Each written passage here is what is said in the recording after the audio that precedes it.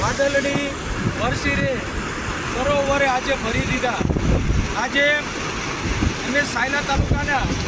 આ સરિયાળી જસાપર ચેજકપર કે દોરિયાળી આ ડેમ આપ સૌ જોઈ રહ્યા છો।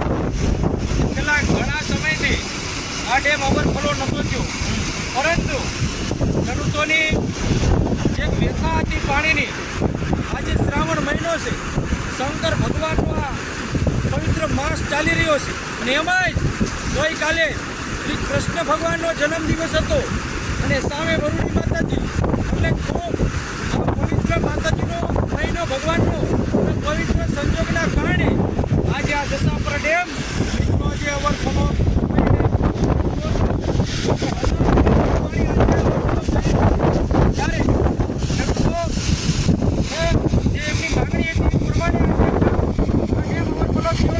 ત્યારે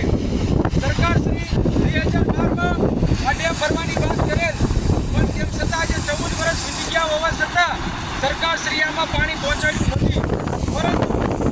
એ કહેતા કે જેનું કોઈ ન હોય એનું ભગવાન હોય છે, અને તમે જોશો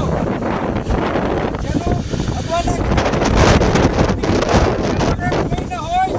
ભગવાન હોય, ત્યારે જગતના તાજ ખેડૂતની જે ભગવાન છે વ્યથા સાંભળે છે।